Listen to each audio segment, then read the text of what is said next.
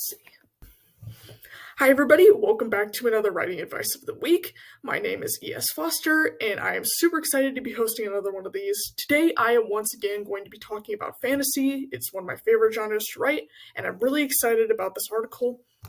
So imagine you have a fantasy world that's just sitting out in front of you, but you aren't a part of that world. It's like you're watching from a window and you have to just look through the window and see it, and you can't be a part of it. Because the author doesn't allow you to step inside and experience that beauty. Would you still read that story? Of course not. But there is a way to avoid this happening with your own story, when you're the writer. The important key to pulling readers into your fantasy world is immersion. This is when imagery, voice, and writing in your story work together to take the reader somewhere else. Readers want to know what's going to happen next, and they don't even feel the time slipping by as they hurry to the next page when they're immersed in the world. But how do you achieve this? So here are 3 tips for creating immersion in your story. Number 1, get the voice down. First, you just need to get out of your own way. Okay, even if you're the writer, and yes, you are the authority, readers need to see how the character's voice shines. So you picked out a POV, and it's not about your voice on paper, it's your characters. To immerse the reader in your fantasy, whatever perspective you choose needs to pull the reader into the world by itself. You as the author aren't allowed to insert how you would speak or change the character's POV like that. For example, if your main character is a child, then they need to sound like one. They need to sound like the way a child would sound like in real life. And if they sound like you, an adult, it's not going to be believable, and readers aren't going to be able to be immersed into your story. So make sure you do the following. 1, understand your character. To get your character's voice, you need to understand their personality. How do they react to their surroundings? Are they more cynical or optimistic? And these attributes shine in their voice whenever you write them down. 2, add special details, because additionally, little quirks and phrases that your characters say can make them stand out from other characters. So this is where you get creative. And then 3, get the right tone.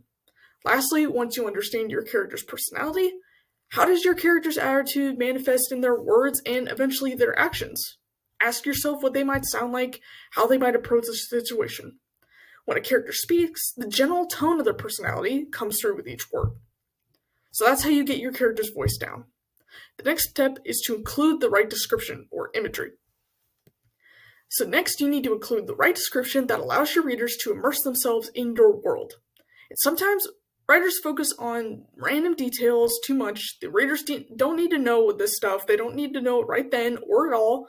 And sometimes they also neglect to include lots of good imagery that brings the prose to life. Again, this keeps readers from being immersed in the world.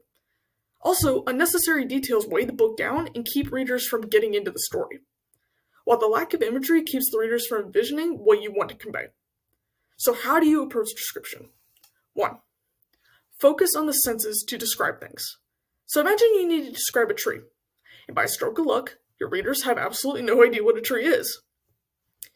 To make what a tree is clear, focus on what readers can picture with their senses so that they can picture it themselves. Include information about the branches and the spine by making use of the senses that make up imagery. So to clear things up, the 5 senses are sight, touch, taste, smell, and hearing. How might you describe the texture of the tree trunk or the leaves? How could you describe the branches rustling in the wind? Once you have those details, use that information to paint a picture. And 2, remember your main character while you're working on description. Because when you introduce a main character, you get everything from their perspective. How you describe something to your readers should be how the character sees it.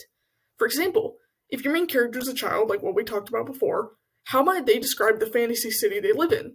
They're not going to describe certain things, but they're going to be keen on describing others. They'll include the important details, they'll explain how things work, but they won't ramble on about things readers need to know or talk like a professor. So keep the voice in mind whenever you describe something. And then lastly, to create immersion, you need to clarify what's going on in the story at all times. Because if you want the readers to be immersed in your story, then you have to make it easy for them to know what's going on in the scene in front of them. If something isn't clear, readers spend more time trying to picture or understand what you're describing instead of getting into the story. This disrupts the flow of the reading and keeps the story itself from guiding readers along. So how do you clarify your reading and keep the story alive? Make sure you do the following. 1. Use specific imagery. Create the sounds, the textures, the smells, the sights, anything that makes sense to what you're describing, like we mentioned before. Because strong imagery allows readers to automatically picture something without getting lost in murky details. If readers immediately understand what to see and feel based on how you describe something, then you've done a good job of clarifying. For example, Ray Bradbury has an excellent time travel story that describes a Tyrannosaurus Rex, and it's very vivid. Now, I've never seen a Tyrannosaurus Rex in person, and I'm sure none of you have either. But he brings out interesting details like the texture of the dinosaur's skin, kind of like the way a gigantic lizard would be described, and you can picture that. And you can also find that story online, so you can see even more amazing details like that. 2. Explain concepts, parentheses, the right way. If you introduce something new, readers shouldn't be taken out of the story because they're confused by it. Make sure your idea comes across clearly by going into the right kinds of details, though without boring the reader. For example, imagine you want to describe a sword that's important to the plot. Readers know what a sword is. You don't need to take the time to describe that thoroughly. Instead, you need to describe its importance to the plot throughout the story and hype up its eventual use. So you have the right kind of detail here by implementing it in the plot without going on about random things like what a sword is, because readers already know that. And then lastly, edit for conciseness. Every writer's draft is wordy.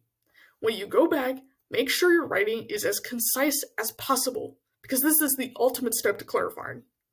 This clears up any sentences that might be hard to read, it keeps readers engaged with your work, and this might seem obvious in a little bit, but it's easy to get caught up in every other part of writing and forget to go back in later drafts and do some hard editing.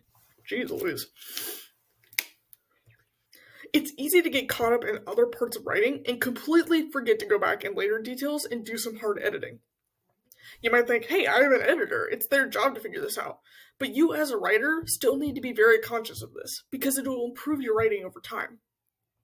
So if you're a fantasy writer, or any writer for that matter, knowing these concepts are vital. You gotta get your voice down, you gotta get the description down, and you need to clarify everything along the way. This might seem like a lot, but just keep going, don't give up, and happy writing. Now before I leave, I want to thank everyone who is watching, and I also want to explain that I also have a blog. I post a lot of posts about writing and literary journals and science fiction and fantasy, all kinds of stuff. So I'm putting a link in the description to that as well. And I also have a editing service where you can hire me if you are a fantasy or sci-fi writer, if you have anything to do with brainstorming, outlining, editing a finished work, I can help you with that. Link is also in the description, and it's also at the end of this video. And then before we leave, I also want to thank our Patreon supporters, because MetaStellar is managed by tons of editors. We would not be here without the Patreon supporters, because they are the ones who are helping us pay for original fiction to give to real human authors. I'm so excited. I can't even begin to tell you how happy I am to be part of MetaStellar and all the stuff that's going on here. I'm super excited for next week when I do like another Free Friday. So like and subscribe this video, and be sure to subscribe for more exciting stuff coming from MetaStellar.